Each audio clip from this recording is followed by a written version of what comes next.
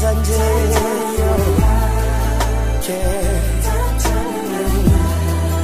Abahanga benshi bemeje ko urukundo ari kimwe mu by'ingenzi bibaho bishobora kubura isi yacu ikarindimukira habi, ndetse buri wese akaba yakwikunda bikabije byatera kwigwizaho byose kimwe no kutita kuri bagenzi bawe.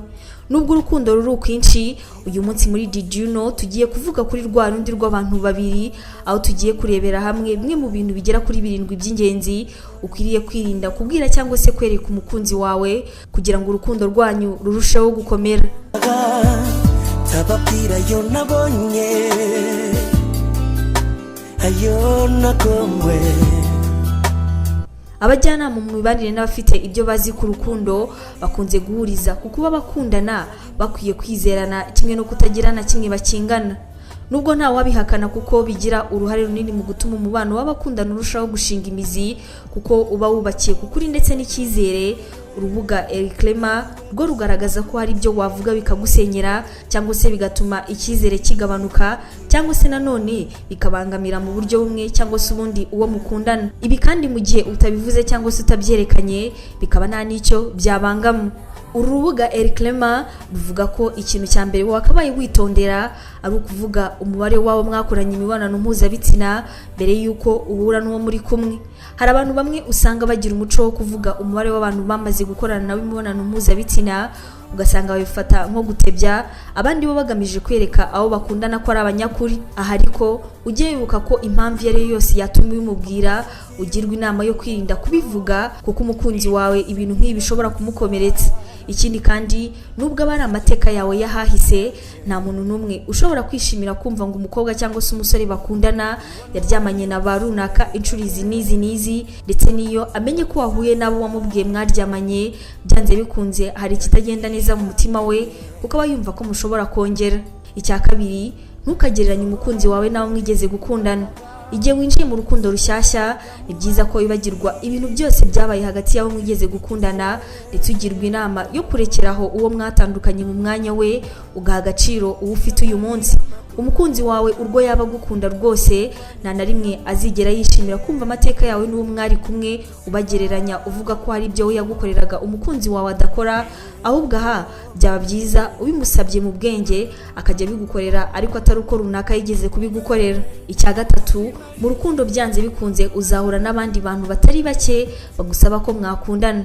Niba ubona bafite byinshi barusha umukunzi wawe nk'ubutunzi cyangwa se ubwiza, mu gihe wumva batakurimo, si ngombwa kandi si byiza kubibwira umukunzi wawe. Aha bishobora gutuma akora uko ashoboye kose ngo abe yakwisanisha nawe ngaho bagusaba urukundo, ndetse mu gihe atabishobora bikaba byamushora mu ngeso mbi. Ibi kandi mu gihe atabibashije ni hahandi uzasanga yitakarije icyizere, agatangira no kugufuhira mu buryo budasanzwe. Icya kane, mu gihe ufite umukunzi kandi urukundo rwanyu rufite icyizere, biba bisobanuye ko nta wundi muntu muba mugomba gukundana.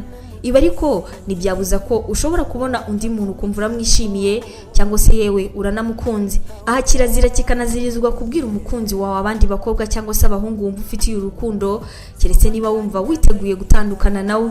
Ikintu wakora ku bantu wumva ukunze, ibyiza ni ukubikuramo hakiri kare, ndetse ukirinda aho ariho hose mushobora guhurira muri mwenyine, kuko aha ashobora kugukoresha andi makosa. Icya gatanu, twese kuko iteka duhorana amatsiko yo kumenya ibiri muri telefone, mu cyumba cyangwa se ahandi abakunzi bacu babika iby'agaciro, ahanini tukabikora tugamije kumenya niba ntacyo badukinga, cyangwa se igihe twumva hari ibyo dushidikanyaho. Igihe ukoze ikitwa nko kujya mu mabanga ye, irinde kubimubwira keretse gusa mu gihe wabonye ibimenyetso bigaragaza amakosa gukorera.